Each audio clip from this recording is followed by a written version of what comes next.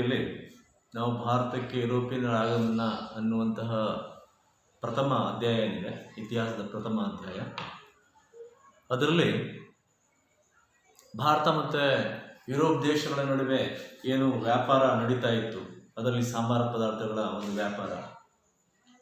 So ನಂತರದಲ್ಲಿ Ottoman ಟರ್ಕರು 1453ರಲ್ಲಿ Constantinople ನಗರವನ್ನು ಏನು ವಶಪಡಿಸ್ಕೋತಾರೆ. ನಂತರದಾದಂತಹ ಬೆಳವಣಿಗೆಗಳು, ಭಾರತಕ್ಕೆ ಜಲಮಾರ್ಗವನ್ನು ಕಂಡುಹಿಡಿಯುವಂತಹ ಅನಿವಾರ್ಯತೆ ಬಂತು. ಯುರೋಪಿಯನ್ ದೇಶಗಳು ತಮ್ಮ ನಾವಿಕರಿಗೆ ಪ್ರೋತ್ಸಾಹವನ್ನು ಕೊಟ್ಟರು. ಸೊ ಇದರ ಫಲದಿಂದ ಯುರೋಪಿಯನ್ ರಾಷ್ಟ್ರಗಳು ಭಾರತಕ್ಕೆ ಜಲಮಾರ್ಗವನ್ನು ಕಂಡುಹಿಡಿಯಲಿಕ್ಕೆ ಪ್ರಯತ್ನವನ್ನು ಮಾಡಿದ್ರು.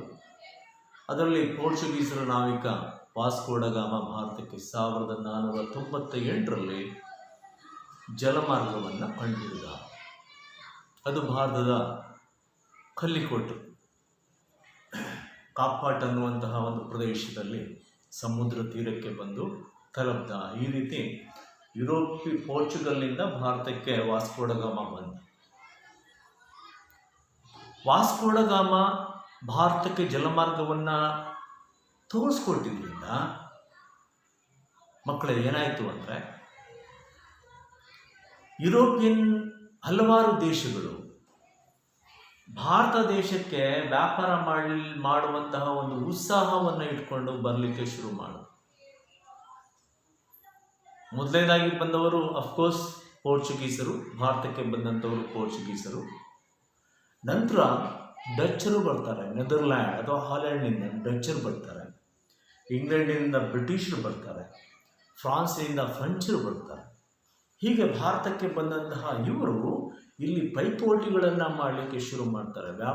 ವ್ಯಾಪಾರಕ್ಕಾಗಿ ಪೈಪೋಟಿ. ಅಷ್ಟೇ ಅಲ್ಲ, ವ್ಯಾಪಾರದಲ್ಲಿ ಪೈಪೋಟಿ ಮಾಡಿದ್ರೆ ತೊಂದರೆ ಇರಲಿಲ್ಲ ಮಕ್ಕಳೇ. ಆದರೆ ಭಾರತದಲ್ಲಿ ರಾಜಕೀಯ ಅಸ್ತಿತ್ವವನ್ನು ಉಳಿಸ್ಕೊಳ್ಳೋದಕ್ಕೆ ಪೈಪೋಟಿಗಳನ್ನು ಮಾಡ್ತಾರೆ. ಭಾರತದಲ್ಲಿ ರಾಜಕೀಯ ಅಸ್ತಿತ್ವವನ್ನು ಉಳ್ಕೊಳ್ಳೋದಕ್ಕೆ ಪೈಪೋಟಿಗಳನ್ನು ನಡೆಸ್ತಾರೆ. ಇದರ ಪರಿಣಾಮ ಏನಾಗುತ್ತೆ ಅಂದರೆ, ಹಲವಾರು ಹೋರಾಟಗಳಿಗೆ ಕಾರಣ ಆಗುತ್ತೆ. ಸೊ ಇದೇ ಕರ್ನಾಟಿಕ್ ಯುದ್ಧಗಳು. ಕರ್ನಾಟಿಕ್ ಯುದ್ಧಗಳು ಭಾರತದಲ್ಲಿ ಬ್ರಿಟಿಷರು ಮತ್ತು ಫ್ರೆಂಚರ ನಡುವೆ ಪೈಪೋಟಿ ಹೇಗೆ ನಡೀತು ಅನ್ನೋದನ್ನು ನಾವು ಈ ಕರ್ನಾಟಿಕ್ ಯುದ್ಧದಲ್ಲಿ ನೋಡ್ತಾ ಹೋಗ್ತೀವಿ. ಕರ್ನಾಟಿಕ್ ಯುದ್ಧಗಳು, ಮೊದಲನೇ ಕರ್ನಾಟಿಕ್ ಯುದ್ಧ, ಎರಡನೇ ಕರ್ನಾಟಿಕ್ ಯುದ್ಧ, ಮೂರನೇ ಕರ್ನಾಟಿಕ್ ಯುದ್ಧ, ಈ ಮೂರು ಯುದ್ಧಗಳ ಸಂದರ್ಭ. ಸೊ ಬ್ರಿಟಿಷರು ಮತ್ತು ಫ್ರೆಂಚರ ನಡುವೆ ಯಾವ ರೀತಿ ಯುದ್ಧಗಳು ನಡೆದು ಬ್ರಿಟಿಷರು ಯಾವ ರೀತಿ ಪ್ರಬಲರಾದರು, ಫ್ರೆಂಚರು ಯಾವ ರೀತಿ ಹಿನ್ನೆಲೆಗೆ ಹೋದರು ಅನ್ನುವಂಥ ವಿಷಯಗಳನ್ನು ನಾವಿಲ್ಲಿ ತಿಳ್ಕೊತೀವಿ ಮಕ್ಕಳೇ. ಬ್ರಿಟಿಷರು ಮತ್ತು ಫ್ರೆಂಚರ ನಡುವೆ ಆದಂತಹ ಒಂದು ಭಾರತದಲ್ಲಿ ಆದಂತಹ ಪೈಪೋಟಿಯನ್ನು ನಾವು ನೋಡಿದಾಗ, ಸುಮಾರು 18ನೇ ಶತಮಾನದ ಮಧ್ಯಭಾಗದಲ್ಲಿ ಯುರೋಪಿನಿಂದ ಬಂದಂತಹ ಪೋರ್ಚುಗೀಸರು, ಡಚ್ಚರು, ಬ್ರಿಟಿಷರು ಮತ್ತು ಫ್ರೆಂಚರು, ಅದರಲ್ಲಿ ಪೋರ್ಚುಗೀಸರು ಮತ್ತು ಫ್ರೆಂಚರು ಪೋರ್ಚುಗೀಸರು ಮತ್ತು ಡಚ್ಚರು ಬ್ರಿಟಿಷರ ಮತ್ತು ಫ್ರೆಂಚರ ಪೈಪೋಟಿಯನ್ನು ತಡಿಲಿಕ್ಕೆ ಸಾಧ್ಯ ಆಗದೆ ಭಾರತದಿಂದ ಅಥವಾ ಭಾರತದ ಒಂದು ರಾಜಕೀಯದಿಂದ ಹಿಂದಕ್ಕೆ ಸರಿದೋದ್ರು. ಭಾರತದಲ್ಲಿ ಬ್ರಿಟಿಷರ ಜೊತೆ ಅಥವಾ ಫ್ರೆಂಚರ ಜೊತೆ ಹೋರಾಟ ಮಾಡಲಿಕ್ಕೆ ಸಾಧ್ಯನೇ ಇಲ್ಲ ಅನ್ನುವಂಥ ಅರಿವು ಅವರಿಗಾಯಿತು. ಆ ಕಾರಣದಿಂದ ಅವರು ಏನು ಮಾಡಿದ್ರು ಅಂದರೆ, ಈ ರಾಜಕೀಯ ಏನು ಒಂದು ಅಸ್ತಿತ್ವ ಉಳಿಸ್ಕೊಳ್ಳೋದಕ್ಕೆ ಒಂದು ಹೋರಾಟ ನಡೀತಾ ಇತ್ತೋ ಅದರಿಂದ ಹಿಂದೆ ಸರಿಯುವಂತಹ ಪ್ರಯತ್ನವನ್ನು ಅವರು ಮಾಡ್ತಾರೆ. ಆ ನಿಟ್ಟಿನಲ್ಲಿ ಅವರು ಹಿಂದಕ್ಕೆ ಸರಿದು ಬಿಡ್ತಾರೆ.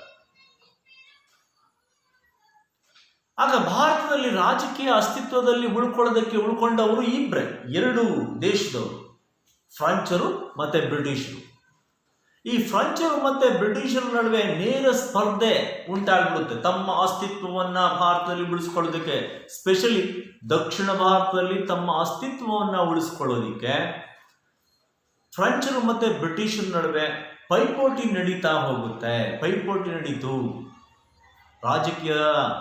ರಾಜಕೀಯ ಶಕ್ತಿ ಪ್ರದರ್ಶನ ಮಾಡಲಿಕ್ಕೆ ಇವರಲ್ಲಿ ಪೈಪೋಟಿ ನಡೀತು. ಇದೇ ಸಂದರ್ಭದಲ್ಲಿ ಭಾರತದಲ್ಲಿ ಏನಾಗುತ್ತೆ ಅಂದ್ರೆ, ದಕ್ಷಿಣ ಭಾರತದಲ್ಲಿ ಮಕ್ಕಳೇ ಹೈದರಾಬಾದ್ ಸಂಸ್ಥಾನ ಅಂತ ಏನಿದೆ, ಹೈದರಾಬಾದ್ ಸಂಸ್ಥಾನ ಮತ್ತೆ ಕರ್ನಾಟಕ ಪ್ರಾಂತ್ಯ. ಹೈದರಾಬಾದ್ ಸಂಸ್ಥಾನ ಅಂದ್ರೆ ಹೈದರಾಬಾದನ್ನ ಒಳಗೊಂಡಂತ ಒಂದು ರಾಜ್ಯ ಸಂಸ್ಥಾನ. ಅದು ಕರ್ನಾಟಕ ಪ್ರಾಂತ್ಯ ಅಂದ್ರೆ ತಮಿಳುನಾಡಿನ ಪೂರ್ವ ಭಾಗದ ಪ್ರದೇಶ. ತಮಿಳುನಾಡು ಏನಿದೆ ದಕ್ಷಿಣ ಭಾರತದಲ್ಲಿ ತಮಿಳುನಾಡು, ಆ ತಮಿಳುನಾಡಿನ ಪೂರ್ವ ಭಾಗಕ್ಕೆ ಬರುವಂತಹ ಒಂದು ಪ್ರಾಂತ್ಯವನ್ನ ಕರ್ನಾಟಕ ಅಂತ ಕರಿತೀವಿ. ಆ ಕರ್ನಾಟಕನ ರಾಜಧಾನಿ ಯಾವುದು ಅಂದ್ರೆ ಆರ್ಕಾಡ್. ಸೊ ಇಲ್ಲಿ ಏನಾಗುತ್ತೆ ಮಕ್ಕಳೇ, ಹೈದರಾಬಾದ್ ಸಂಸ್ಥಾನ ಮತ್ತೆ ಕರ್ನಾಟಕ ಸಂಸ್ಥಾನದಲ್ಲಿ ರಾಜಕೀಯ ಅಸ್ಥಿರತೆಗಳು ಉಂಟಾಗುತ್ತೆ. ರಾಜಕೀಯ ಅಸ್ಥಿರತೆಗಳು ಅಂದ್ರೆ ಅಲ್ಲಿ ಒಂದು ಆಸ್ಥಾನಕ್ಕಾಗಿ ಪೈಪೋಟಿ ನಡೀತಾ ಹೋಗುತ್ತೆ. ಈ ಒಂದು ದಕ್ಷಿಣ ಭಾರತದ ರಾಜರ ಒಂದು ಪೈಪೋಟಿ ನಡೆದ ಇದ್ದಂತಹ ಈ ಒಂದು ಪರಿಸ್ಥಿತಿಯ ಲಾಭವನ್ನು ಪಡ್ಕೊಳ್ಳೋದಿಕ್ಕೆ ಫ್ರೆಂಚರು ಮತ್ತೆ ಬ್ರಿಟಿಷರು ಮುಂದಾಗ್ತಾರೆ. ಈ ಒಂದು ಪೈಪೋಟಿ ಏನು ನಡೀತಾ ಇತ್ತು ಅಥವಾ ಅಸ್ಥಿರತೆ ಏನು ನಡೀತಾ ಇತ್ತು ದಕ್ಷಿಣ ಭಾರತದಲ್ಲಿ, ರಾಜಕೀಯ ಅಸ್ಥಿರತೆಯ ಲಾಭವನ್ನು ಪಡ್ಕೊಂಡಂತಹ ಫ್ರೆಂಚರು ಮತ್ತು ಬ್ರಿಟಿಷರು ಈ ಒಂದು ಪರಿಸ್ಥಿತಿಯ ಲಾಭ ಪಡೀಲಿಕ್ಕೆ ಮುಂದಾಗ್ತಾರೆ. ಇದೇ ಮುಂದೆ 3 ಕರ್ನಾಟಕ ಯುದ್ಧಗಳಿಗೆ ಕಾರಣ ಆಗುತ್ತೆ. 1ನೇ ಕರ್ನಾಟಕ ಯುದ್ಧ, 2ನೇ ಕರ್ನಾಟಕ ಯುದ್ಧ, 3ನೇ ಕರ್ನಾಟಕ ಯುದ್ಧ. ಸೊ ಈ 3 ಯುದ್ಧಗಳಿಗೆ ಕಾರಣ ಆಗುತ್ತೆ. ಸರಿ ಮಕ್ಕಳೇ, ಹಾಗಾದ್ರೆ 1ನೇ ಕರ್ನಾಟಕ ಯುದ್ಧದಲ್ಲಿ ಏನು ನಡೀತು ಅನ್ನೋದನ್ನ ನಾವೀಗ ತಿಳ್ಕೊಳ್ಳುವಂಥ ಪ್ರಯತ್ನವನ್ನು ಮಾಡೋಣ. ನಿಮಗೆ ಪರೀಕ್ಷೆಯಲ್ಲಿ ಕೇಳ್ತಾರೆ, 1ನೇ ಕರ್ನಾಟಕ ಯುದ್ಧವನ್ನ ವಿವರಿಸಿ. 1ನೇ ಕರ್ನಾಟಕ ಯುದ್ಧವನ್ನ ವಿವರಿಸಿ ಅಥವಾ 2ನೇ ಕರ್ನಾಟಕ ಯುದ್ಧವನ್ನ ವಿವರಿಸಿ ಅಂತಲೂ ಕೇಳಬಹುದು. ಅಥವಾ ಮತ್ತೊಂದು ಪ್ರಶ್ನೆ ಕೇಳ್ತಾರೆ, ಈ ಬ್ರಿಟಿಷರಿಗೆ ದಕ್ಷಿಣ ಭಾರತದಲ್ಲಿ ಅಸ್ತಿತ್ವವನ್ನ ಉಳಿಸಿಕೊಳ್ಳೋದಿಕ್ಕೆ ಅಥವಾ ಬ್ರಿಟಿಷರು ದಕ್ಷಿಣ ಭಾರತದಲ್ಲಿ ಪ್ರಬಲರಾಗಲಿಕ್ಕೆ ಕರ್ನಾಟಕ ಯುದ್ಧಗಳು ಹೇಗೆ ಕಾರಣವಾದವು ಅನ್ನುವಂಥ ಪ್ರಶ್ನೆ ಬರುತ್ತೆ ಪರೀಕ್ಷೆಗೆ. ಆವಾಗ ಅದಕ್ಕೆ ಸಮರ್ಥವಾದಂತಹ ಉತ್ತರವನ್ನು ಬರಿಬೇಕು ಅಂದರೆ ಇವಾಗ ನಾವಿಲ್ಲಿ ಚರ್ಚೆ ಮಾಡುವಂಥ ವಿಷಯದ ಬಗ್ಗೆ ಸರಿಯಾದ ಗಮನವನ್ನು ಕೊಡಬೇಕು ನೀವು. ಹಾಗಾದರೆ ಮುಂದುವರ್ಸೋಣ. ಗುಡ್. ಸೊ 1ನೇ ಕರ್ನಾಟಕ ಯುದ್ಧ 1746ರಿಂದ 1748 1746ರಿಂದ 1748 2 ವರ್ಷಗಳ ಯುದ್ಧ. ಈ ಕರ್ನಾಟಕ ಯುದ್ಧಗಳು ಭಾರತದಲ್ಲಿ ಪ್ರಾರಂಭ ಆಗೋದಕ್ಕೆ ಮೂಲ ಕಾರಣ ಯುರೋಪ್ನಲ್ಲಿ ಇಂಗ್ಲೆಂಡ್ ಮತ್ತೆ ಫ್ರಾನ್ಸ್ ದೇಶಗಳ ನಡುವೆ ಯುದ್ಧ ನಡೀತಾ ಇರುತ್ತೆ. ಸೊ ಅಲ್ಲಿ ಯುರೋಪಲ್ಲಿ ಏನು ಯುದ್ಧ ಪ್ರಾರಂಭವಾಗುತ್ತೋ, ಫ್ರೆಂಚರು ಮತ್ತೆ ಬ್ರಿಟಿಷ್ ನಡುವೆ ಯುರೋಪಲ್ಲಿ ಏನು ಯುದ್ಧ ಪ್ರಾರಂಭವಾಗುತ್ತೋ ಅದರ ಪರಿಣಾಮವಾಗಿ ಭಾರತದಲ್ಲಿ ಫ್ರೆಂಚರು ಮತ್ತೆ ಬ್ರಿಟಿಷ್ ನಡುವೆ ಯುದ್ಧಗಳು ಪ್ರಾರಂಭವಾಗುತ್ತೆ. ಅದೇ 1ನೇ ಕರ್ನಾಟಕ ಯುದ್ಧಕ್ಕೆ ಮೂಲ ಕಾರಣ. ನಾನು ಹೇಳಿದೆ, ಫ್ರೆಂಚರ ರಾಜಧಾನಿ ಪಾಂಡಿಚೇರಿಗೆ ಗವರ್ನರ್ ಆಗಿ ಡೂಪ್ಲೆ ಬಂದ. ಸೊ ಈ ಡೂಪ್ಲೆ ಹೇಗಾದ್ರೂ ಮಾಡಿ ದಕ್ಷಿಣ ಭಾರತದಲ್ಲಿ ಒಂದು ರಾಜಕೀಯ ಅಸ್ತಿತ್ವವನ್ನು ಉಳಿಸ್ಕೋಬೇಕು ಅನ್ನುವಂತಹ ಒಂದು ಪ್ರಯತ್ನದಲ್ಲಿದ್ದ. ಹಾಗೆ ರಾಜಕೀಯ ಅಸ್ತಿತ್ವವನ್ನು ಉಳಿಸ್ಕೊಳ್ಬೇಕಾದ್ರೆ ಏನ್ ಮಾಡಬೇಕು? ದಕ್ಷಿಣ ಭಾರತದಲ್ಲಿ ರಾಜಕೀಯದಲ್ಲಿ ತಮ್ಮ ಅಸ್ತಿತ್ವವನ್ನು ಉಳಿಸ್ಕೋಬೇಕಾದ್ರೆ ಏನ್ ಮಾಡಬೇಕು ಅವರು? ಹೇಳು. ಗುಡ್. ಬ್ರಿಟಿಷರನ್ನ ಸೋಲಿಸಬೇಕು. ಸೊ ಬ್ರಿಟಿಷರನ್ನು ಸೋಲಿಸಿದ್ರೆ ಮಾತ್ರ ಅವರು ರಾಜಕೀಯದಲ್ಲಿ ಅಸ್ತಿತ್ವವನ್ನು ಉಳಿಸ್ಕೊಳ್ಳೋದಕ್ಕೆ ಸಾಧ್ಯ. ಡೂಪ್ಲೆ ಮಾಡಿದಂತಹ ಅಥವಾ ಡೂಪ್ಲೆಯ ಒಂದು ಮಹತ್ವಾಕಾಂಕ್ಷೆ ಭಾರತದಲ್ಲಿ ಸಾಮ್ರಾಜ್ಯ ಸ್ಥಾಪನೆ ಮಾಡಬೇಕು ಅನ್ನೋದು ಏನಿತ್ತು, ಸೊ ಇದರ ಪರಿಣಾಮವಾಗಿ ಡೂಪ್ಲೆ ಏನು ಮಾಡ್ತಾನೆ, ಮಾರಿಷಸ್ ಅಲ್ಲಿ ಇದ್ದಂತಹ ತಮ್ಮ ಅಂದ್ರೆ ಫ್ರೆಂಚರ ಸೇನಾ ಮುಖ್ಯಸ್ಥನನ್ನೊಬ್ಬನನ್ನ ಭಾರತಕ್ಕೆ ಕರೆಸ್ತಾನೆ. ಆ ಫ್ರೆಂಚರಿಂದ ಡೂಪ್ಲೆ ಒಂದು ಕೋರಿಕೆಯಿಂದ ಲಾಬೋಡಿನಾ ಅನ್ನುವಂತಹ ಒಬ್ಬ ಫ್ರೆಂಚ್ ಸೇನಾ ಮುಖ್ಯಸ್ಥ ಭಾರತಕ್ಕೆ ಬರ್ತಾನೆ. ಭಾರತಕ್ಕೆ ಬಂದು ಬ್ರಿಟಿಷರ ಕೇಂದ್ರ ಮದ್ರಾಸನ್ನ ವಶಪಡಿಸ್ಕೊತಾರೆ. ದಕ್ಷಿಣ ಭಾರತದ ಕೇಂದ್ರ ಏನಿತ್ತು, ಆ ದಕ್ಷಿಣ ಭಾರತದ ಕೇಂದ್ರ ಭಾಗವಾದಂತಹ ಮದ್ರಾಸನ್ನ ವಶಪಡಿಸ್ಕೋತಾರೆ. ಸೊ ಈ ಮದ್ರಾಸನ್ನ ಫ್ರೆಂಚರು ವಶಪಡಿಸ್ಕೊಂಡಿದ್ರಿಂದ, ಅದರಲ್ಲಿ ಲಾಬೋಡಿನಾ ಅನ್ನುವಂಥ ಅಧಿಕಾರಿ ಮಾರಿಷಸ್ನಿಂದ ಭಾರತಕ್ಕೆ ಬಂದು ಫ್ರೆಂಚ್ ಸೇನೆ ಜೊತೆಗೆ ಮದ್ರಾಸಿಗೆ ಮುತ್ತಿಗೆಯನ್ನು ಹಾಕಿ ಬ್ರಿಟಿಷರನ್ನ ಹಿಂದಿಕ್ಕಿ ಮದ್ರಾಸನ್ನ ವಶಪಡಿಸ್ಕೊಳ್ತಾರೆ. ಸೊ ಇದರಿಂದ ಬ್ರಿಟಿಷರಿಗೆ ಏನಾಗುತ್ತೆ, ಸೊ ಅಸಹಾಯಕತೆ ಉಂಟಾಗುತ್ತೆ. ಬ್ರಿಟಿಷರಿಗೆ ಅಸಹಾಯಕತೆ ಉಂಟಾಗುತ್ತೆ. ಅಸಹಾಯಕರಾದಂತಹ ಬ್ರಿಟಿಷರು ಏನ್ ಮಾಡಿದ್ರು, ಕರ್ನಾಟಕ ನವಾಬನಾದಂತಹ ಅನ್ವರುದ್ದೀನ್ ಹತ್ರ ಹೋಗಿ ಬೇಡ್ಕೊಂಡ್ರು. ಆ ಸಂದರ್ಭದಲ್ಲಿ ಕರ್ನಾಟಕ ನವಾಬ ಯಾರಾಗಿದ್ರು ಅನ್ವರುದ್ದೀನ್. ಸೊ ಅನ್ವರುದ್ದೀನ್ ಹತ್ರ ಹೋಗಿ ಮೊರೆ ಇಟ್ರು, ಬೇಡ್ಕೊಂಡ್ರು, ಸ್ವಾಮಿ ಫ್ರೆಂಚರು ನಮಗೆ ಹೀಗೀಗೆ ನಮ್ಮ ಮದ್ರಾಸನ್ನ ಕಿತ್ಕೊಂಡಿದ್ದಾರೆ, ದಯಮಾಡಿ ತಾವು ತಮ್ಮ ಪ್ರಾಂತ್ಯದಲ್ಲಿರುವಂತಹ ಮದ್ರಾಸನ್ನ ನಮಗೆ ವಾಪಸ್ ಬಿಟ್ಕೊಡ್ಸಿ ಅನ್ನುವಂತಹ ಪ್ರಾರ್ಥನೆಯನ್ನ ಅನ್ವರುದ್ದೀನನ ಹತ್ರ ಬೇಡ್ಕೊಂಡ್ರು ಬ್ರಿಟಿಷರು. ನೋಡ್ರಿ ಎಷ್ಟು ನಯವಾಗಿ ಬೇಡ್ಕೊಂಡ್ರು ಬ್ರಿಟಿಷರು. ಸೊ ಇದರಿಂದ ಕರ್ನಾಟಕ ನವಾಬನಾದಂತಹ ಅನ್ವರುದ್ದೀನ್ ಏನ್ ಮಾಡ್ತಾನೆ, ತನ್ನ ಸೇನೆಯನ್ನ ಕಳಿಸ್ಕೊಡ್ತಾನೆ ಮದ್ರಾಸಿಗೆ. ಫ್ರೆಂಚರನ್ನ ಸೋಲಿಸಿ ಮದ್ರಾಸನ್ನ ವಾಪಸ್ಸು ಪಡ್ಕೊಳ್ಳೋದಕ್ಕೆ. ಸೊ ಫ್ರೆಂಚರನ್ನ ಸೋಲಿಸಿ ಮದ್ರಾಸನ್ನ ಪುನಃ ವಶಕ್ಕೆ ತಗೊಳ್ಳೋದಿಕ್ಕೆ ಅನ್ವರುದ್ದೀನ್ ತನ್ನ ಸೇನೆಯನ್ನ ಕಳಿಸ್ತಾನೆ. ಆದರೆ ಫ್ರೆಂಚರು ಮತ್ತೆ ಅನ್ವರುದ್ದೀನ ಸೇನೆ ನಡುವೆ ನಡೆದಂತಹ ಯುದ್ಧದಲ್ಲಿ ಅನ್ವರುದ್ದೀನ ಸೇನೆ ಸಂಪೂರ್ಣವಾಗಿ ಸೋತು ಹಿಂದಕ್ಕೆ ಬಂದ್ಬಿಡುತ್ತೆ. ಅಲ್ಲಿಗೆ ಬ್ರಿಟಿಷರ ಪ್ರಯತ್ನ ವಿಫಲ ಆಯಿತು. ಮದ್ರಾಸನ್ನ ಪಡೆಯುವಂತಹ ಬ್ರಿಟಿಷರ ಪ್ರಯತ್ನ ವಿಫಲವಾಯಿತು. ಸೊ ಹೀಗಾಗಿ ಬ್ರಿಟಿಷರು ಏನ್ ಮಾಡಿದ್ರು, ಮಾರಿಷಸ್ ಇಂದ ಬಂದಂತಹ ಫ್ರೆಂಚ್ ಸೇನಾ ಮುಖ್ಯಸ್ಥ ಲಾಬೋಡಿನಾ ಅನ್ನುವಂಥ ಅಧಿಕಾರಿ ಏನಿದ್ದ, ಅವನಿಗೆ ಲಂಚ ಕೊಟ್ರು ಅಂದ್ರೆ ಹಣ ಕೊಟ್ಬಿಟ್ರು, ನಮಗೆ ಹೇಗಾದ್ರೂ ಮಾಡಿ ಈ ಮದ್ರಾಸನ್ನ ಬಿಟ್ಕೊಡಿ ಅಂತ. ಸೊ ಲಾಬೋಡಿನಾ ಏನ್ ಮಾಡ್ತಾನೆ, ಡೂಪ್ಲೆಗೆ ಈ ವಿಷಯವನ್ನ ತಿಳಿಸದೆ ಬ್ರಿಟಿಷರಿಂದ ಹಣವನ್ನ ಪಡ್ಕೊಂಡು ಬ್ರಿಟಿಷಿಗೆ ಮದ್ರಾಸನ್ನ ಬಿಟ್ಕೊಟ್ಟು ವಾಪಸ್ ಮಾರಿಷಸ್ಸಿಗೆ ಹೋಗ್ಬಿಡ್ತಾನೆ. ಸೊ ಲಾಬೋಡಿನಾ ಮಾಡಿದಂತಹ ಈ ಘನ ಕಾರ್ಯದಿಂದ ಕೋಪಗೊಂಡಂತಹ ಡೂಪ್ಲೆ ಅಲ್ಲಿಗೆ ಬಿಡಲ್ಲ. ಮದ್ರಾಸನ್ನ ವಶಪಡಿಸ್ಕೊಳ್ಳೋದಕ್ಕೆ ತನ್ನ ಸೈನ್ಯ ಸಮೇತವಾಗಿ ಬಹಳಷ್ಟು ಪ್ರಯತ್ನ ಮಾಡ್ತಾನೆ. ಆದರೆ ಎಲ್ಲ ಪ್ರಯತ್ನಗಳು ವಿಫಲವಾಗುತ್ತೆ.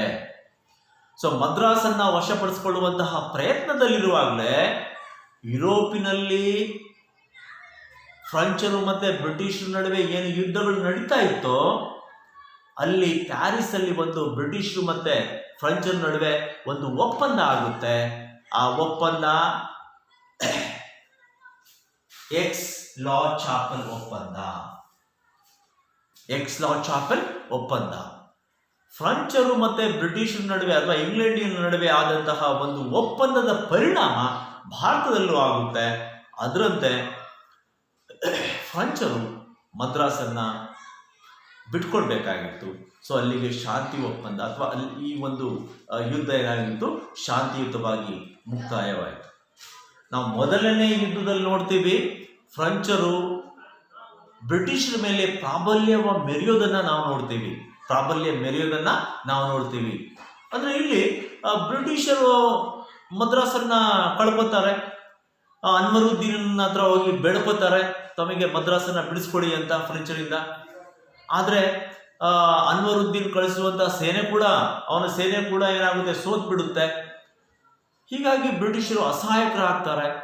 ಕೊನೆಗೆ ಲಂಚ ಕೊಟ್ಟು ಲಾಬೋರ್ಡಿನ ಅನ್ನುವಂಥ ಅಧಿಕಾರಿಯಿಂದ ಈ ಮದ್ರಾಸನ್ನ ವಾಪಸ್ ಪಡೆಯುವಂತಹ ಕೆಲಸ ಬ್ರಿಟಿಷರಿಗೆ ಬಂದ್ಬಿಡುತ್ತೆ.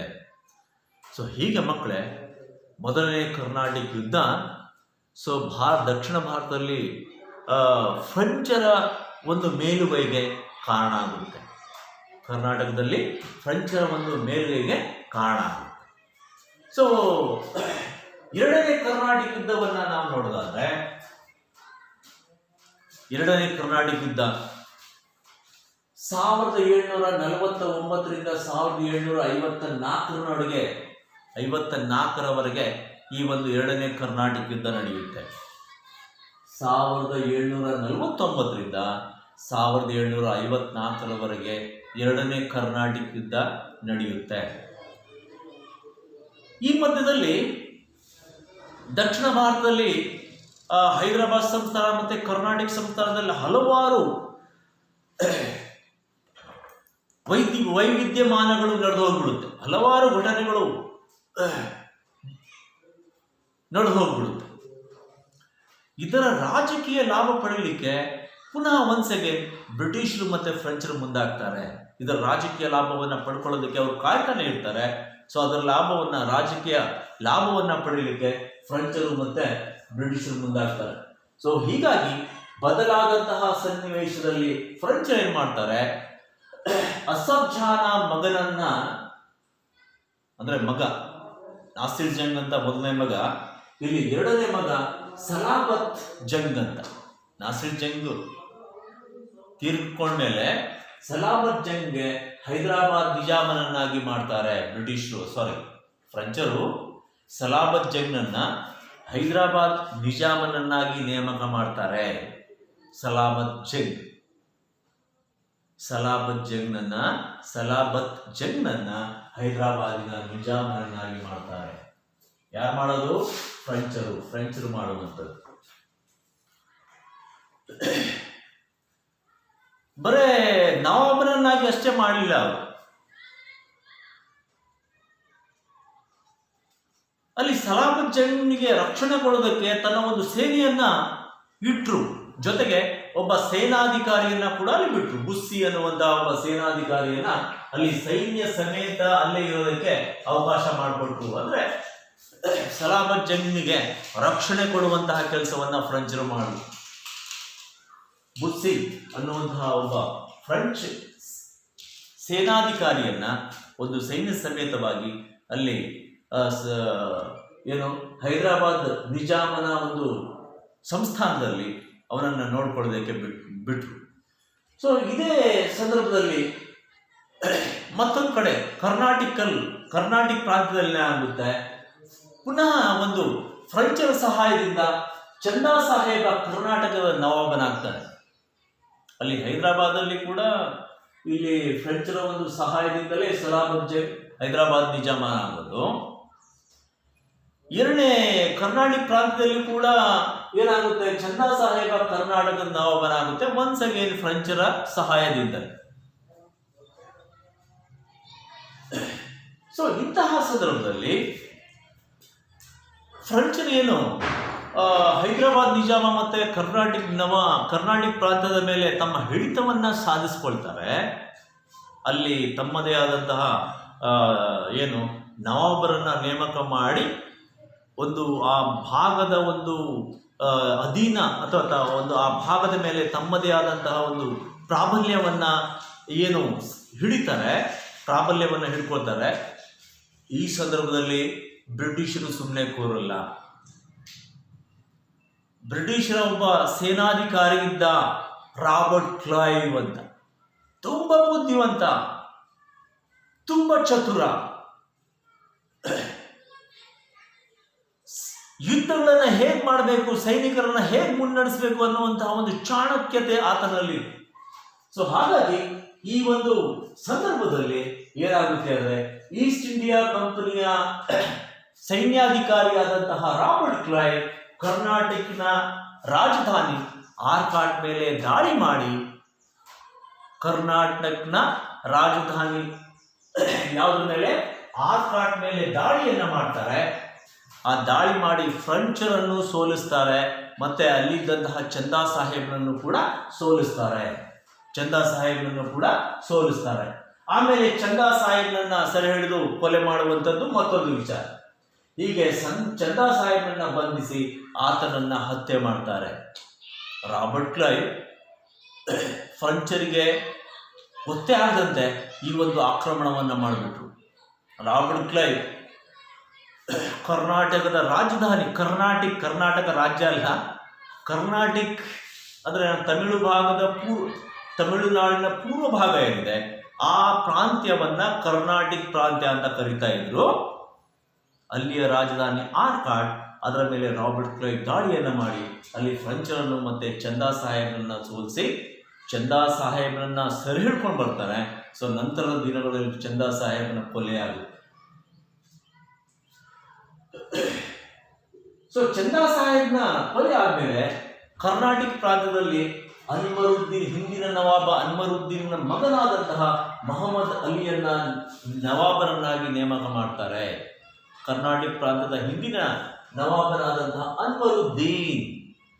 ಅನ್ವರುದ್ದೀನನ ಮಗನಾದಂತಹ ಮೊಹಮ್ಮದ್ ಅಲಿಯನ್ನ ನವಾಬನನ್ನಾಗಿ ನೇಮಕ ಮಾಡ್ತಾರೆ. ಸೊ ಹೀಗೆ ನೇಮಕ ಮಾಡಿ ಬ್ರಿಟಿಷರು ಆ ಒಂದು ಕರ್ನಾಟಕ ಪ್ರಾಂತ್ಯದ ಮೇಲೆ ಹಿಡಿತವನ್ನ ಸಾಧಿಸ್ತಾರೆ. ಆದರೆ ಬ್ರಿಟಿಷರು ಮತ್ತೆ ಫ್ರೆಂಚರ ನಡುವೆ ಒಂದು ಒಪ್ಪಂದ ಆಗುತ್ತೆ, ಅದೇ ಪಾಂಡಿಚೇರಿ ಒಪ್ಪಂದ. ಈ ಒಂದು ಒಪ್ಪಂದದೊಂದಿಗೆ ಎರಡನೇ ಕರ್ನಾಟಕ ಯುದ್ಧ ಮುಕ್ತಾಯ ಆಗುತ್ತೆ. ಪಾಂಡಿಚೇರಿ ಒಪ್ಪಂದದೊಂದಿಗೆ ಬ್ರಿಟಿಷರು ಮತ್ತೆ ಫ್ರೆಂಚರ ನಡುವೆ ಪಾಂಡಿಚೇರಿ ಏನು ಒಪ್ಪಂದ ಆಗುತ್ತೋ ಆ ಪಾಂಡಿಚೇರಿ ಒಪ್ಪಂದದ ಮೇರೆಗೆ ಎರಡನೇ ಕರ್ನಾಟಕ ಯುದ್ಧ ಕೊನೆ ಆಗುತ್ತೆ. ಡೂಪ್ಲೆಯನ್ನ ಫ್ರೆಂಚರು ವಾಪಸ್ ಕಳಿಸ್ಕೊತಾರೆ ಅಥವಾ ಭಾರತದಿಂದ ವಾಪಸ್ ಕಳಿಸ್ಬಿಡ್ತಾರೆ. ಅವನ ಬದಲು ಕೌಂಟ್ ಡಿ ಲಾಲಿ ಅನ್ನುವಂತಹ ಅಧಿಕಾರಿಯನ್ನ ಭಾರತಕ್ಕೆ ಗವರ್ನರ್ ಜನರಲ್ ಆಗಿ ನೇಮಕ ಮಾಡ್ತಾರೆ, ಕೌಂಟ್ ಡಿ ಲಾಲಿ. ಸೊ ಈ ಕೌಂಟ್ ಡಿ ಲಾಲಿಯೇ ಮೂರನೇ ಕರ್ನಾಟಕ ಯುದ್ಧದಲ್ಲಿ ಅಥವಾ ಕರ್ನಾಟಕ ಯುದ್ಧಕ್ಕೆ ಕಾರಣ ಆಗುವಂಥದ್ದು. ಸೊ ಇಲ್ಲಿ ನಾವು ನೋಡ್ತೀವಿ ಮಕ್ಕಳೇ, ಮೊದಲನೇ ಕರ್ನಾಟಕ ಯುದ್ಧದಲ್ಲಿ ಯಾರು ಪ್ರಾಬಲ್ಯವನ್ನ ಮೆರೆದ್ರು? ಯುದ್ಧದಲ್ಲಿ ಮೊದಲ ಕರ್ನಾಟಕ ಯುದ್ಧದಲ್ಲಿ ಯಾರು ಪ್ರಾಬಲ್ಯವನ್ನ ಮೆರೆದ್ರು? ಎಸ್, ಅಫ್ಕೋರ್ಸ್ ಫ್ರೆಂಚರು. Very good. ಈಗ ನಾವು ನೋಡಿದ್ವಲ್ಲ, ಎರಡನೇ ಕರ್ನಾಟಕ ಯುದ್ಧದಲ್ಲಿ ಯಾರು ಮೇಲುಗೈ ಸಾಧಿಸಿದ್ರು ಮಕ್ಕಳೇ? ವೆರಿ ಗುಡ್, ಬ್ರಿಟಿಷರು. ಇಲ್ಲಿ ಬ್ರಿಟಿಷರು ಮೇಲುಗೈಯನ್ನು ಸಾಧಿಸಿದ್ರು. ಅಫ್ಕೋರ್ಸ್ ರಾಬರ್ಟ್ ಕ್ಲೈವ್ನ ಒಂದು ಆಕ್ರಮಣದಿಂದ ಈ ಒಂದು ಎರಡನೇ ಕರ್ನಾಟಕ ಯುದ್ಧವನ್ನ ಗೆದ್ದು ಫೈನಲಿ ದಕ್ಷಿಣ ಭಾರತದಲ್ಲಿ ರಾಜಕೀಯವಾಗಿ ಉಳ್ಕೋಬೇಕಾದ್ರೆ ನಿರ್ಣಾಯಕವಾದಂತಹ ಒಂದು ಯುದ್ಧ ನಡೀತು. ಅದೇ ಮೂರನೇ ಕರ್ನಾಟಕ ಯುದ್ಧ. ದಕ್ಷಿಣ ಭಾರತದಲ್ಲಿ ಬ್ರಿಟಿಷರು ಮತ್ತೆ ಫ್ರೆಂಚರು ಅಥವಾ ಯುರೋಪಿಯನ್ ದೇಶಗಳು ಏನು ಭಾರತಕ್ಕೆ ಬಂದಿದ್ವೋ, ಭಾರತದಲ್ಲಿ ವ್ಯಾಪಾರದ ಜೊತೆಗೆ ರಾಜಕೀಯವಾಗಿ ಒಂದು ಪ್ರಾಬಲ್ಯವಾಗಿ ಶಕ್ತಿಯುತವಾಗಿ ಉಳಿಯಲಿಕ್ಕೆ ನಿರ್ಣಾಯಕವಾದಂತಹ ಒಂದು ಯುದ್ಧ ಮೂರನೇ ಕರ್ನಾಟಕ ಯುದ್ಧ. ಮಕ್ಕಳೇ, ಒಂದನೇ ಕರ್ನಾಟಕ ಯುದ್ಧ, ಎರಡನೇ ಕರ್ನಾಟಕ ಯುದ್ಧ ಕ್ಲೀನಾಗಿ ಅರ್ಥ ಆಯ್ತಾ? ಸರಿ, ಅರ್ಥ ಆಯ್ತು ಅಂತ ಹೇಳ್ತಾ ಇದ್ರೆ ವೆರಿ ಗುಡ್, ಅರ್ಥ ಆಗಿದೆ ಅಂತ ಅಂದ್ಕೊಂಡಿದ್ದೀನಿ ನಾನು. ಇಲ್ಲಿ ನಾನು ಆಗ್ಲೇ ಹೇಳಿದೆ 2 ಅಂಕದ ಪ್ರಶ್ನೆಗಳು ಬರುತ್ತೆ. ಎರಡನೇ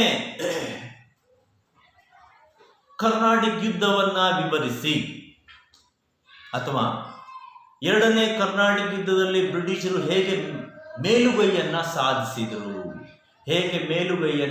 ಸಾಧಿಸಿದ್ರು ಅಂತ ಪ್ರಶ್ನೆ ಬರುತ್ತೆ. ಮೊದಲನೇ ಕರ್ನಾಟಕ ಯುದ್ಧವನ್ನ ವಿವರಿಸಿ ಅಂತ ಬರುತ್ತೆ.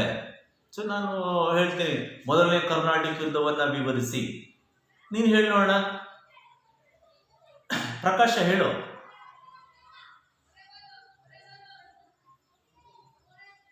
ಗೊತ್ತಾಗ್ತಾ ಇಲ್ಲ. ಚಂದನ,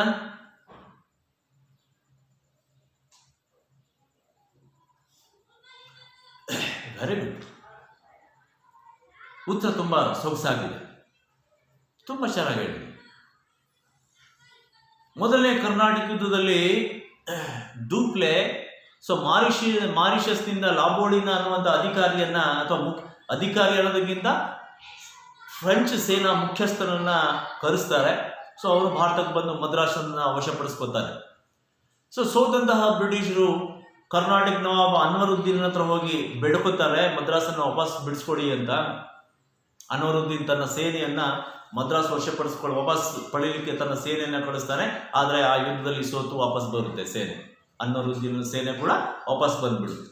ಇಂತಹ ಸಂದರ್ಭದಲ್ಲಿ ಬೇರೆ ದಾರಿ ಕಾಣದ ಬ್ರಿಟಿಷರು ಏನು ಮಾಡ್ತಾರೆ, ಸೊ ಲೋಬಾಡಿನ ಅನ್ನುವಂಥ ಅಧಿಕಾರಿಗೆ ಹಣವನ್ನು ಕೊಡ್ತಾರೆ, ಏನು ಮದ್ರಾಸನ್ನ ಪಡ್ತಾರೆ. ಈ ವಿಷಯವನ್ನ ಲಾಬೋಡಿನ ಏನು ಡೂಪ್ಲೆಗೆ ತಿಳಿಸಿರಲ್ಲ. ಸೊ ಹೀಗಾಗಿ ಡೂಪ್ಲೆಗೆ ಬಹಳ ಕೋಪ ಬಂದ್ಬಿಡುತ್ತೆ. ಮದ್ರಾಸನ್ನು ಹೇಗಾದರೂ ಮಾಡಿ ವಶಪಡಿಸ್ಕೋಬೇಕು ಅನ್ನುವಂತಹ ನಿಟ್ಟಿನಲ್ಲಿ ಹಲವು ಪ್ರಯತ್ನಗಳನ್ನು ಮಾಡ್ತಾನೆ. ಸೊ ಮಾಡ್ತಾ ಇರುವಂತಹ ಸಂದರ್ಭದಲ್ಲಿ ಯುರೋಪಲ್ಲಿ ಆದಂತಹ ಒಂದು ಎಕ್ಸ್ಲಾ ಚಾಪಲ್ ಒಪ್ಪಂದದ ಪರಿಣಾಮವಾಗಿ ಭಾರತದಲ್ಲಿ ಮೊದಲನೇ ಕರ್ನಾಟಕ ಯುದ್ಧ ಮುಗಿಯುತ್ತೆ. ಎರಡನೇ ಕರ್ನಾಟಕ ಯುದ್ಧ ಬ್ರಿಟಿಷರನ್ನ ಹೇಗೆ, ಅಥವಾ ಎರಡನೇ ಕರ್ನಾಟಕ ಯುದ್ಧದಲ್ಲಿ ಬ್ರಿಟಿಷರು ಹೇಗೆ ಮೇಲುಗೈಯನ್ನ ಸಾಧಿಸಿದ್ರು ಅನ್ನುವಂಥ ಪ್ರಶ್ನೆ ಬರುತ್ತೆ. ಆವಾಗ ನೀವು ಈ ಉತ್ತರವನ್ನ ಹೇಳಬೇಕಾಗುತ್ತೆ.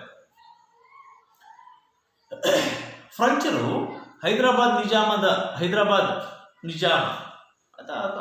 ನಿಜಾಮನಿಗೆ ರಕ್ಷಣೆ ಕೊಡೋದಕ್ಕೆ ತನ್ನ ಸೇನೆಯನ್ನ ಇಟ್ಟು ಒಬ್ಬ ಸೇನಾಧಿಕಾರಿ, ಬುಸ್ಸಿ ಅನ್ನುವಂತಹ ಸೇನಾಧಿಕಾರಿಯನ್ನ ನೇಮಕ ಮಾಡ್ತಾರೆ. ಅದೇ ರೀತಿ ಕರ್ನಾಟಕ ಪ್ರಾಂತದಲ್ಲಿ ಚಂದಾ ಸಾಹೇಬನನ್ನ ನವಾಬನನ್ನಾಗಿ ಮಾಡ್ತಾರೆ. ಆದರೆ ಬ್ರಿಟಿಷರ ಸೇನಾಧಿಕಾರಿಯಾದಂತಹ ರಾಬರ್ಟ್ ಕ್ಲೈವ್ ಆರ್ಕಾಡಿನ ಮೇಲೆ ಮಿಂಚಿನ ದಾಳಿಯನ್ನ ನಡೆಸಿ ಫ್ರೆಂಚರನ್ನ ಸೋಲಿಸ್ತಾನೆ, ಹಾಗೂ ಚಂದಾ ಸಾಹೇಬರನ್ನ ಕೂಡ ಸೋಲಿಸ್ತಾನೆ. ನಂತರದಲ್ಲಿ ಚಂದಾ ಸಾಹೇಬರನ್ನ ಬಂಧಿಸಿ ಹತ್ಯೆ ಮಾಡಲಾಗುತ್ತೆ. ಸೊ ಈ ನಿಟ್ಟಿನಲ್ಲಿ ಎರಡನೇ ಕರ್ನಾಟಕ ಯುದ್ಧದಲ್ಲಿ ಬ್ರಿಟಿಷರು ಮೇಲುಗೈಯನ್ನು ಸಾಧಿಸ್ತಾರೆ. ಆದರೆ ಈ ಯುದ್ಧ ಪಾಂಡಿಚೇರಿ ಒಪ್ಪಂದದೊಂದಿಗೆ ಮುಕ್ತಾಯ ಆಗುತ್ತೆ. ಸೊ ನಂತರ ನಾವು ನೋಡ್ತೀವಿ ಮೂರನೇ ಕರ್ನಾಟಕ ಯುದ್ಧ, ನಿರ್ಣಾಯಕವಾದಂತಹ ಒಂದು ಯುದ್ಧ. ಮೂರನೇ ಕರ್ನಾಟಕ ಯುದ್ಧ ಒಂದು ನಿರ್ಣಾಯಕವಾದಂತಹ ಯುದ್ಧ. 1756ರಿಂದ 1763, 1756ರಿಂದ 1763. ಹಿಂದೆಲ್ಲ ಕ್ರಿಸ್ತ ಶಕ ಅಂತ ಕರಿತಾ ಇದ್ವಿ, ಇವಾಗ ನಾವು ಸಾಮಾನ್ಯ ಶಕ ಅಂತ ಕರಿತೀವಿ. ಸಾಮಾನ್ಯ ಶಕ 1756ರಿಂದ ಸಾಮಾನ್ಯ ಶಕ 1763ರವರೆಗೆ ಮೂರನೇ ಕರ್ನಾಟಕ ಯುದ್ಧ ನಡೆಯುತ್ತೆ. ಬ್ರಿಟಿಷರು ಮತ್ತು ಫ್ರೆಂಚರು ಭಾರತದಲ್ಲಿ ರಾಜಕೀಯವಾಗಿ ಉಳ್ಕೊಳ್ಳೋದಕ್ಕೆ ನಿರ್ಣಾಯಕವಾದಂತಹ ಒಂದು ಯುದ್ಧ ಅಂತ ನಾವು ಇದರಲ್ಲಿ ಪರಿಗಣಿಸ್ತೀವಿ. ಮಕ್ಕಳೇ, ಮೂರನೇ ಕರ್ನಾಟಕ ಯುದ್ಧದ ಬಗ್ಗೆ ಗಮನ ಕೊಡಿ. ನಾನು ಆವಾಗಲೇ ಹೇಳಿದೆ, ಎರಡನೇ ಕರ್ನಾಟಕ ಯುದ್ಧದ ಅಂತ್ಯದಲ್ಲಿ ಫ್ರೆಂಚರು ಡೂಪ್ಲೆಯನ್ನ ವಾಪಸ್ ಕರ್ಸ್ಕೊತಾರೆ. ಡೂಪ್ಲೆಯನ್ನ ವಾಪಸ್ ಕರ್ಸ್ಕೊಂಡಿದ್ರಿಂದ ಗವರ್ನರ್ ಜನರಲ್ ಆಗಿ ಕೌಂಟ್ ಡಿ ಲಾಲಿ ಭಾರತಕ್ಕೆ ನೇಮಕ ಆಗಿ ಬರ್ತಾನೆ. ಭಾರತದ ಅವರ ರಾಜಧಾನಿ ಪಾಂಡಿಚೇರಿ, ಅಲ್ಲಿ ಗವರ್ನರ್ ಜನರಲ್ ಆಗಿ ಕೌಂಟ್ ಡಿ ಲಾಲಿ ಬರ್ತಾನೆ. ಕೌಂಟ್ ಡಿ ಲಾಲಿ ಭಾರತಕ್ಕೆ ಬಂದು ಅವನು ಕೂಡ ಅದೇ ಪ್ರಯತ್ನದಲ್ಲಿರ್ತಾನೆ, ಏನು ಬ್ರಿಟಿಷರನ್ನ ಸೋಲಿಸಿ ಇಲ್ಲಿ ರಾಜಕೀಯ ಅಸ್ತಿತ್ವವನ್ನು ಉಳಿಸ್ಕೋಬೇಕು ಅಂತ. ಸೊ ಇಂತಹ ಸಂದರ್ಭದಲ್ಲಿ ಕೌಂಟ್ ಡಿ ಲಾಲಿ ಏನ್ ಮಾಡ್ತಾನೆ, ಬ್ರಿಟಿಷರ ಒಂದು ವಶದಲ್ಲಿದ್ದಂತಹ ವಾಂಡಿವಾಶ್ ಕೋಟೆಗೆ ಮುತ್ತಿಗೆ ಹಾಕಲು ಪ್ರಯತ್ನವನ್ನ ಮಾಡ್ತಾನೆ. ವಾಂಡಿವಾಶ್ ಕೋಟೆ ಅಥವಾ ಇದನ್ನ ವಾಂಡಿವಾಶ್ ಕದನ ಅಂತಾನೆ ಕರೀತಾರೆ. ಇತಿಹಾಸದಲ್ಲಿ ಬಹಳ ಪ್ರಾಮುಖ್ಯತೆಯನ್ನ ಪಡ್ಕೊಂಡಂತಹ ಒಂದು ಯುದ್ಧ ವಾಂಡಿವಾಶ್ ಕದನ ಅಂತಾನೆ ಕರೆಯೋದು. ಬ್ರಿಟಿಷರು ಮತ್ತೆ ಫ್ರೆಂಚರ ನಡುವೆ ನಡೆದಂತಹ ಕದನ. ಅದರಲ್ಲಿ ಫ್ರೆಂಚರ ಪರವಾಗಿ ಬುಸ್ಸಿ ಎನ್ನುವಂತಹ ಅಧಿಕಾರಿ ಇಲ್ಲಿ ಹೋರಾಟವನ್ನ ಮಾಡ್ತಾರೆ. ಬುಸ್ಸಿ ಎನ್ನುವಂತಹ ಅಧಿಕಾರಿ ಬ್ರಿಟಿಷರ ಪರವಾಗಿ ಸರ್ ಐರ್ಕ್ಯೂಟ್ ಅನ್ನುವಂತಹ ಸೈನ್ಯಾಧಿಕಾರಿ ಹೋರಾಟ ಮಾಡ್ತಾರೆ. ಸೊ ಈ ಇಬ್ಬರು ಅಧಿಕಾರಿಗಳ ನಡುವೆ ವಾಂಡಿವಾಶಲ್ಲಿ ಕದನ ನಡೆಯುತ್ತೆ. ಫ್ರೆಂಚರ ನಡುವೆ ಮತ್ತೆ ಬ್ರಿಟಿಷರ ನಡುವೆ ಕದನ ನಡೆಯುತ್ತೆ. ಕೌಂಟ್ ಡಿ ಲಾಲಿ ಫಸ್ಟಿಗೆ ಮುತ್ತಿಗೆ ಹಾಕ್ದ. ಫ್ರೆಂಚರ ಸೇನಾಧಿಕಾರಿ ಬುಸ್ಸಿ ಸೇನೆಯೊಂದಿಗೆ ಹೋರಾಡ್ತಾನೆ, ಅಥವಾ ಮುತ್ತಿಗೆ ಹಾಕುವಂಥ ಸಂದರ್ಭದಲ್ಲಿ ಅವನು ಕೂಡ ಇರ್ತಾನೆ. ಆವಾಗ ಬ್ರಿಟಿಷರ ಸೇನಾಧಿಕಾರಿ ಸರ್ ಐರ್ಕ್ಯೂಟ್ ಈ ಒಂದು 3ನೇ ಕರ್ನಾಟಕ ಯುದ್ಧದ ಒಂದು ನೇತೃತ್ವವನ್ನು ವಹಿಸಿಕೊಂಡು ಈ ಯುದ್ಧದಲ್ಲಿ ಹೋರಾಟವನ್ನು ಮಾಡ್ತಾನೆ. ಸೊ ಹೋರಾಟವನ್ನು ಮಾಡ್ತಾ ಮಾಡ್ತಾ ಬುಸ್ಸಿಯನ್ನ ಸೆರೆ ಹಿಡಿತಾನೆ. ಬುಸ್ಸಿಯನ್ನ ಸೋಲಿಸಿ ಐರ್ಕ್ಯೂಟ್ ಸೆರೆ ಹಿಡಿತಾನೆ. ಕೌಂಟ್ ಡಿ ಲಾಲಿ ತಪ್ಪಿಸ್ಕೊಂಡು ಓಡಿಬಿಡ್ತಾನೆ. ಕೌಂಟ್ ಡಿ ಲಾಲಿ ತಪ್ಪಿಸ್ಕೊಂಡು ಪಾಂಡಿಚೇರಿಗೆ ಹೋಗಿಬಿಡ್ತಾನೆ. ಪಾಂಡಿಚೇರಿ ಅವರ ರಾಜಧಾನಿ ಆಗಿದ್ದರಿಂದ ಅಲ್ಲಿ ತಲೆಮರೆಸ್ಕೊತಾನೆ. ಸೊ ಬುಸ್ಸಿಯನ್ನ ಸೆರೆ ಹಿಡಿದಂತಹ ಸರ್ ಐರ್ಕ್ಯೂಟ್ ಪಾಂಡಿಚೇರಿಗೂ ಮುತ್ತಿಗೆ ಹಾಕ್ತಾನೆ. ಸೇನೆ ಜೊತೆಗೆ ಪಾಂಡಿಚೇರಿಗೂ ಮುತ್ತಿಗೆ ಹಾಕಿ ಅಲ್ಲಿ ಕೌಂಟ್ ಡಿ ಲಾಲಿಯನ್ನ ಅಲ್ಲಿ ಸೆರೆ ಹಿಡಿತಾನೆ. ಅಲ್ಲಿ ಕೌಂಟ್ ಡಿ ಲಾಲಿ ಬೇಷರತ್ತಾಗಿ ಯಾವುದೇ ಷರತ್ತುಗಳಿಲ್ಲದೆ ಸರ್ ಐರ್ಕ್ಯೂಟಿಗೆ ಶರಣಾಗ್ತಾನೆ. ಸರ್ ಐರ್ಕ್ಯೂಟಿಗೆ ಶರಣಾಗ್ತಾನೆ ಅಂದರೆ ಕಂಪ್ಲೀಟ್ಲಿ ಫ್ರೆಂಚರು 3ನೇ ಕರ್ನಾಟಕ ಯುದ್ಧದಲ್ಲಿ ಬ್ರಿಟಿಷರಿಗೆ ಶರಣಾಗತರಾಗ್ಬಿಟ್ರು. 3ನೇ ಕರ್ನಾಟಕ ಯುದ್ಧದಲ್ಲಿ ಫ್ರೆಂಚರು ಬ್ರಿಟಿಷರಿಗೆ ಶರಣಾಗ್ಬಿಟ್ರು ಅಂದರೆ ಸಂಪೂರ್ಣವಾಗಿ ಸೋತು ಸುಣ್ಣ ಆಗ್ಬಿಟ್ರು ಅಂತ. ಸಂಪೂರ್ಣವಾಗಿ ಸೋತು ಸುಣ್ಣ ಆದ್ರು ಅಂತೀವಲ್ಲ, ಆ ರೀತಿ ಅವರು ಸಂಪೂರ್ಣವಾಗಿ ಸೋತ್ಬಿಟ್ರು. ತಮ್ಮ ಎಲ್ಲ ನೆಲೆಗಳನ್ನು ಕಳ್ಕೊಂಡ್ರು. ಭಾರತದಲ್ಲಿದ್ದಂತಹ ಅವರ ಎಲ್ಲ ನೆಲೆಗಳನ್ನು ಕಳ್ಕೊಂಡ್ರು. ಎಲ್ಲವನ್ನ ಬ್ರಿಟಿಷರು ವಶಪಡಿಸ್ಕೊಂಡ್ರು. ಭಾರತದಲ್ಲಿ ಏನೂ ಇಲ್ಲದಂತಹ ಪರಿಸ್ಥಿತಿ ಬಂದ್ಬಿಡ್ತು. ಆದರೆ ಇದೇ ಸಂದರ್ಭದಲ್ಲಿ ಈ ಸನ್ನಿವೇಶದಲ್ಲಿ ಯುರೋಪಲ್ಲಿ ಪುನಃ ಪ್ಯಾರಿಸ್ ಒಪ್ಪಂದ ಒಂದಾಗ್ಬಿಡುತ್ತೆ. 1763ರಲ್ಲಿ ಪ್ಯಾರಿಸ್ನಲ್ಲಿ ಒಂದು ಒಪ್ಪಂದ ಆಗುತ್ತೆ. ಯಾರ ನಡುವೆ ಅಂದ್ರೆ ಫ್ರೆಂಚರ ನಡುವೆ ಮತ್ತೆ ಫ್ರಾನ್ಸ್ ಮತ್ತೆ ಇಂಗ್ಲೆಂಡ್ ನಡುವೆ ಒಂದು ಪ್ಯಾರಿಸ್ ಶಾಂತಿ ಒಪ್ಪಂದ ಆಗುತ್ತೆ. ಅದರ ಪ್ರಕಾರ ಬ್ರಿಟಿಷರು ಫ್ರೆಂಚರಿಗೆ ಪಾಂಡಿಚೇರಿಯನ್ನ ಹಿಂದಿರುಗಿಸ್ತಾರೆ. ಆ ಪಾಂಡಿಚೇರಿ ಒಂದನ್ನೇ ಉಳಿಸ್ಕೊಂಡಂತಹ ಫ್ರೆಂಚರು ದಕ್ಷಿಣ ಭಾರತದಲ್ಲಿ ತಮ್ಮ ಎಲ್ಲ ವಸಾಹತುಗಳನ್ನು ಕಳ್ಕೊಂಡು ಯಾವುದೇ ಒಂದು ರಾಜಕೀಯ ಶಕ್ತಿ ಇಲ್ಲದಂತೆ ಹಿಂದಕ್ಕೆ ತೆರೆಮರೆಯಲ್ಲಿ ಸರಿತಾರೆ. ಆ ಮೂಲಕ ಭಾರತದಲ್ಲಿ ಬ್ರಿಟಿಷರು ದಕ್ಷಿಣ ಭಾರತದಲ್ಲಿ ತಮ್ಮ ಶಕ್ತಿ ಪ್ರದರ್ಶನವನ್ನು ಮಾಡ್ತಾರೆ. ತಮ್ಮ ಒಂದು ಏಳಿಗೆ ಈ ಮೂಲಕ ಏಳಿಗೆ ಆಗೋದನ್ನ ಪ್ರದರ್ಶನ ಮಾಡ್ತಾರೆ. ಹೀಗೆ ಭಾರತದಲ್ಲಿ ಯುರೋಪಿಯನ್ನರೇನು ಬಂದಿದ್ರು, ಅವರು ಇಲ್ಲಿ ವ್ಯಾಪಾರದ ಪೈಪೋಟಿ ಮತ್ತು ರಾಜಕೀಯ ಪೈಪೋಟಿ ಅಥವಾ ರಾಜಕೀಯವಾಗಿ ಅಸ್ತಿತ್ವದಲ್ಲಿ ಉಳ್ಕೋಬೇಕು ಅನ್ನುವಂಥ ಹೋರಾಟದಲ್ಲಿ ಫೈನಲಿ ಉಳ್ಕೊಂಡವರು ಬ್ರಿಟಿಷರು. ಅವರ ಒಂದು ಶಕ್ತಿ ಬುದ್ಧಿವಂತಿಕೆಯಿಂದ ಭಾರತದಲ್ಲಿ ಈ ಕರ್ನಾಟಕ ಯುದ್ಧಗಳನ್ನು ಗೆಲ್ತಾರೆ. ಅರ್ಥ ಆಯ್ತಾ ಮಕ್ಕಳೇ? ಏನು ಬೋರ್ ಆಗ್ತಿದೆಯಾ? ಕರ್ನಾಟಕ ಯುದ್ಧಗಳು ಪ್ರಶ್ನೆ ಬಂದೇ ಬರುತ್ತೆ. ಮೊದಲನೇ ಕರ್ನಾಟಕ ಯುದ್ಧವನ್ನು ವಿವರಿಸಿ, 2ನೇ ಕರ್ನಾಟಕ ಯುದ್ಧದಲ್ಲಿ ಬ್ರಿಟಿಷರು ಹೇಗೆ ಮೇಲುಗೈ ಸಾಧಿಸಿದ್ರು, ಅಥವಾ ಕರ್ನಾಟಕ ಯುದ್ಧಗಳು ಬ್ರಿಟಿಷರ ಏಳಿಗೆಗೆ ಹೇಗೆ ಕಾರಣ ಆದವು ಅನ್ನುವಂಥ ಪ್ರಶ್ನೆಯನ್ನ SLC ಮೈನ್ ಎಕ್ಸಾಮ್ಗೆ ಪುನಃ ಕೇಳುವಂತಹ ಪ್ರಶ್ನೆಗಳಲ್ಲಿ ಒಂದು ಪ್ರಶ್ನೆ. ಸೊ ಹಾಗಾಗಿ ತುಂಬಾ ಅತಿ ಮುಖ್ಯವಾದಂತಹ ಒಂದು ಅಂಶ ಏನಿದೆ ಇದನ್ನ ನಾವು ಗಮನ ಕೊಡಬೇಕಾಗುತ್ತೆ. 3ನೇ ಕರ್ನಾಟಕ ಯುದ್ಧವನ್ನ ಮತ್ತೊಮ್ಮೆ ಹೇಳ್ತೀನಿ, ಕೇಳಿ ಮಕ್ಕಳೇ. 3ನೇ ಕರ್ನಾಟಕ ಯುದ್ಧದ ಸಂದರ್ಭದಲ್ಲಿ ಕೌಂಟ್ ಡಿ ಲಾಲಿ ಭಾರತಕ್ಕೆ ಗವರ್ನರ್ ಜನರಲ್ ಆಗಿ ಬಂದಿರ್ತಾರೆ. ಅವನು ವಾಂಡಿವಾಶಲ್ ಕೋಟೆಯನ್ನ ಮುತ್ತಿಗೆ ಹಾಕಿ ಅದನ್ನು ವಶಪಡಿಸಿಕೊಳ್ಳುವಂತಹ ಪ್ರಯತ್ನದಲ್ಲಿ ಇರ್ತಾರೆ. ಸೊ ಈ ಒಂದು ನಿರ್ಣಾಯಕವಾದಂತಹ ಯುದ್ಧದಲ್ಲಿ ಬ್ರಿಟಿಷ್ ಸೇನಾಧಿಕಾರಿಯಾದಂತಹ ಸರ್ ಐರ್ಕ್ಯೂಟ್ ಫ್ರೆಂಚರನ್ನ ಸೋಲಿಸ್ತಾನೆ. ಅಲ್ಲಿ ಬುಸ್ಸಿಯನ್ನ ಸೋಲಿಸಿ ಬುಸ್ಸಿಯನ್ನ ಕೂಡ ಸೆರೆ ಹಿಡಿತಾರೆ. ಕೌಂಟ್ ಡಿ ಲಾಲಿ ಏನ್ ಮಾಡ್ತಾರೆ, ತಪ್ಪಿಸ್ಕೊಂಡು ತಲೆಮರೆಸ್ಕೊಂಡಿರ್ತಾನೆ ಪಾಂಡಿಚೇರಿಯಲ್ಲಿ. ಆದರೆ ತಲೆಮರೆಸ್ಕೊಂಡಂತಹ ಕೌಂಟ್ ಡಿ ಲಾಲಿಯನ್ನ ಐರ್ಕ್ಯೂಟ್ ಪುನಃ ಪಾಂಡಿಚೇರಿಗೆ ಮುತ್ತಿಗೆ ಹಾಕಿ ಅವರನ್ನ ಸೆರೆ ಹಿಡಿತಾನೆ. ಕೌಂಟ್ ಡಿ ಲಾಲಿ ಯಾವ ಷರತ್ತುಗಳಿರುತ್ತೆ ಅಂದ್ರೆ ಬೇಷರತ್ತಾಗಿ ಐರ್ಕ್ಯೂಟ್ನಿಗೆ ತಲೆಬಾಗ್ತಾರೆ. ಸೊ ಈ ರೀತಿ ಕರ್ನಾಟಿಕ್ ಯುದ್ಧಗಳು ಫ್ರೆಂಚರು ಎಲ್ಲ ನೆಲೆಗಳನ್ನು ಕಳ್ಕೊಳ್ಳೋದಕ್ಕೆ ಕಾರಣ ಆಗುತ್ತೆ. ಯಾವ ನೆಲೆಗಳು ಇರೋದಿಲ್ಲ. ಆದರೆ 1763ರಲ್ಲಿ ಪ್ಯಾರಿಸ್ ಒಪ್ಪಂದ ಏನಾಗುತ್ತೋ ಆ ಪ್ಯಾರಿಸ್ ಒಪ್ಪಂದದ ಒಂದು ಷರತ್ತಿನ ಪ್ರಕಾರ ಫ್ರೆಂಚರಿಗೆ ಪಾಂಡಿಚೇರಿ ಹಿಂದಿರುಗಿಸ್ತಾರೆ. ಬ್ರಿಟಿಷರು ಪಾಂಡಿಚೇರಿಯನ್ನ ಹಿಂದಿರುಗಿಸ್ತಾರೆ. ಹೀಗೆ ಫ್ರೆಂಚರು ಪಾಂಡಿಚೇರಿಯನ್ನು ಒಂದು ಬಿಟ್ಟು ಎಲ್ಲಾ ನೆಲೆಗಳನ್ನ ಕಳ್ಕೊಂಡು ಅಧಿಪತನಕ್ಕೆ ಸರಿತಾರೆ. ಬ್ರಿಟಿಷರು ದಕ್ಷಿಣ ಭಾರತದಲ್ಲಿ ಪ್ರಬಲರಾಗ್ತಾರೆ. ಸೊ ಮೇಲುಗೈ ರಾಜಕೀಯವಾಗಿ ಮೇಲುಗೈ ಸಾಧಿಸೋದನ್ನ ನಾವು ನೋಡ್ತೀವಿ.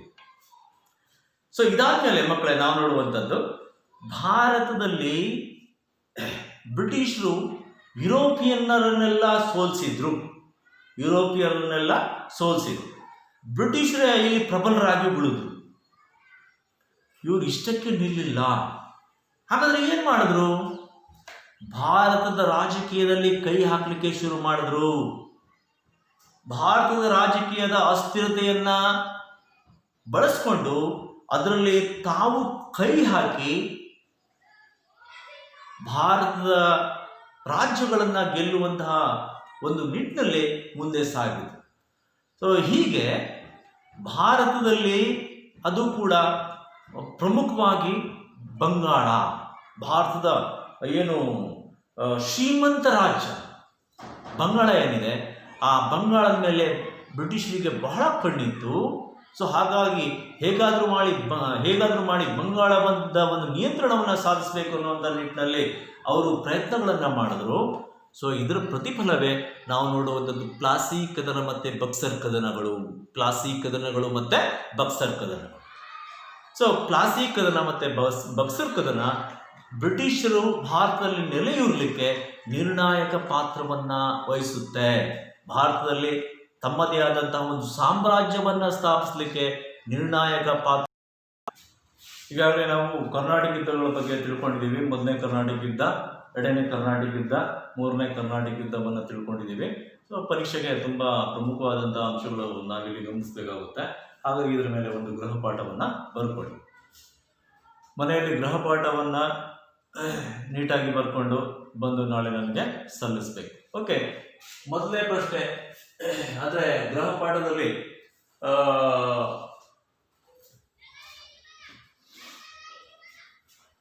ಈ ಪ್ರಶ್ನೆಗಳನ್ನ ಕೊಟ್ಟಿದ್ದೀನಿ.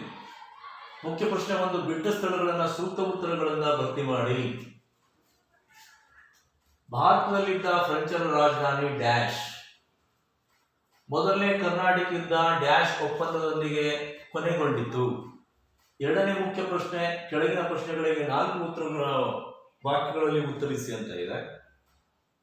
ಮೊದಲನೇ ಕರ್ನಾಟಕ ಯುದ್ಧವನ್ನ ವಿವರಿಸಿ. ಎರಡನೇ ಕರ್ನಾಟಕ ಯುದ್ಧವನ್ನ ವಿವರಿಸಿ.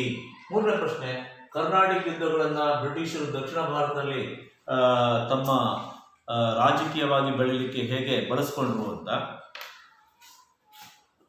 ನಿಮಗೆ SSLC ಮುಖ್ಯ ಪ್ರಶ್ನೆ ಅಥವಾ ಮುಖ್ಯ ಪರೀಕ್ಷೆಯಲ್ಲಿ ಬಹು ಆಯ್ಕೆ ಅಂತ 8 ಪ್ರಶ್ನೆಗಳನ್ನು ಕೇಳ್ತಾರೆ.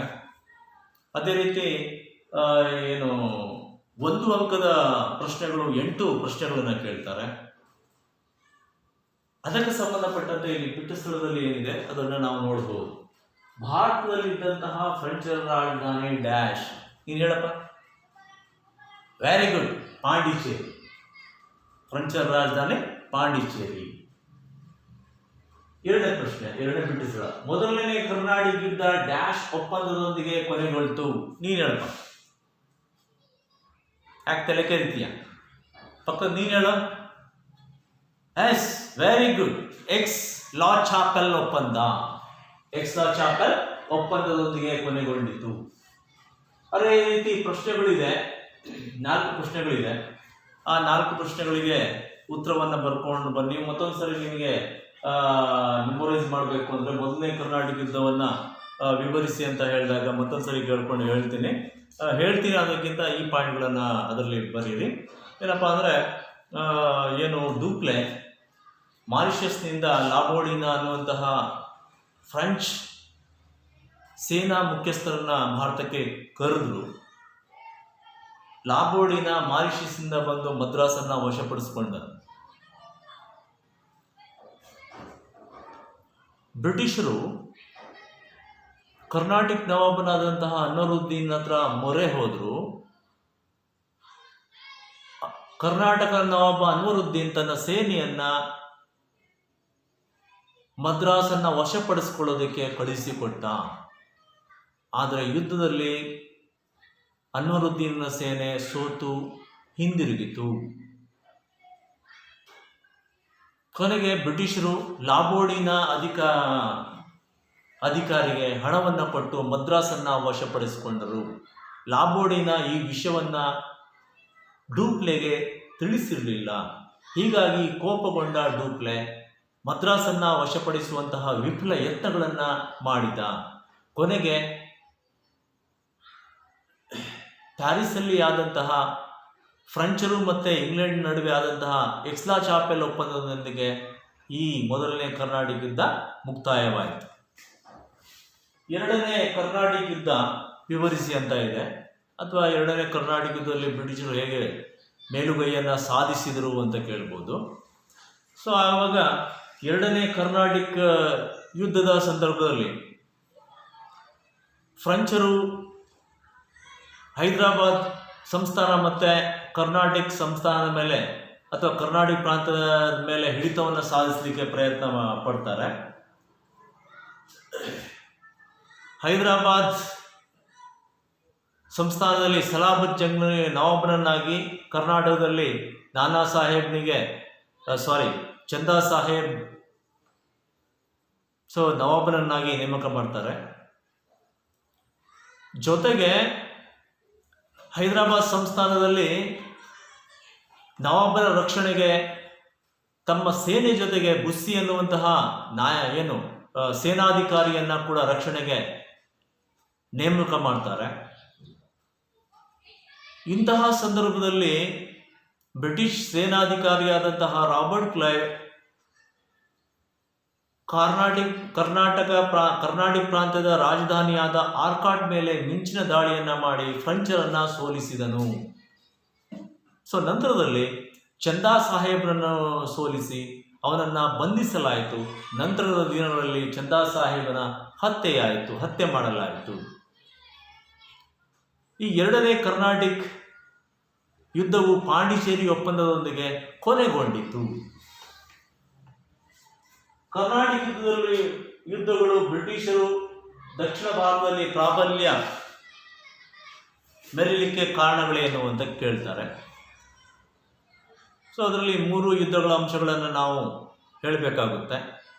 ಒಂದನೇ ಅಂಶ, ಮೊದಲನೇ ಕರ್ನಾಟಕ ಯುದ್ಧದಲ್ಲಿ ಫ್ರೆಂಚರು ಬ್ರಿಟಿಷರ ಮದ್ರಾಸನ್ನು ವಶಪಡಿಸಿಕೊಂಡಿದ್ರು ಹಾಗೂ ಮೇಲುಗೈಯನ್ನು ಸಾಧಿಸಿದ್ರು. ಎರಡನೇ ಯುದ್ಧದಲ್ಲಿ ಫ್ರೆಂಚರು ಬ್ರಿಟಿಷರಿಂದ ಸೋತರು. ಬ್ರಿಟಿಷ್ ಸೇನಾಧಿಕಾರಿ ರಾಬರ್ಟ್ ಕ್ಲೈವ್ ಆರ್ಕಾಟ್ನ ಮೇಲೆ ದಾಳಿ ಮಾಡ್ದ.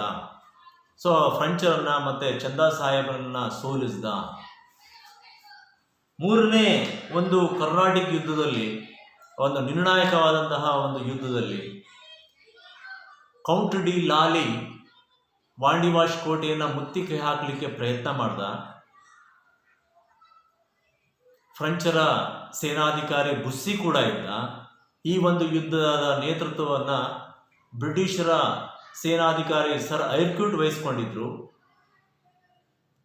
ಫ್ರೆಂಚರು ಮತ್ತೆ ಐರ್ಕ್ಯೂಟ್ ನಡುವೆ ಯುದ್ಧ ನಡೀತು. ಬುಸ್ಸಿಯನ್ನ ಸೋಲಿಸಿ ಅವನನ್ನು ಸೆರೆ ಹಿಡಿಯಲಾಯಿತು. ಸರ್ ಐರ್ಕ್ಯೂಟ್ ಅವನನ್ನು ಸೋಲಿಸಿ ಬುಸ್ಸಿಯನ್ನು ಸೋಲಿಸಿ ಸೆರೆ ಹಿಡಿದ್ರು. ಕೌಂಟ್ ಡಿ ಲಾಲಿ ಪಲಾಯನಗೈದ. ಆದರೂ ಕೂಡ ಅವನನ್ನು ಅಥವಾ ಪಾಂಡಿಚೇರಿ ಮುತ್ತಿಗೆ ಹಾಕಿ ಅವನನ್ನು ಸೆರೆ ಹಿಡಿಯಲಾಯಿತು. ಈ ಮೂಲಕ ಫ್ರೆಂಚರು ಬ್ರಿಟಿಷರ ವಿರುದ್ಧ ಸಂಪೂರ್ಣವಾಗಿ ಶರಣಾಗತರಾದರು. ಬ್ರಿಟಿಷರು ದಕ್ಷಿಣ ಭಾರತದಲ್ಲಿ ಮೇಲುಗೈಯನ್ನು ಸಾಧಿಸಿದರು. ಈ ಅಂಶಗಳನ್ನು ಬರ್ಕೊಂಡ್ಬನ್ನಿ. Okay, thank you.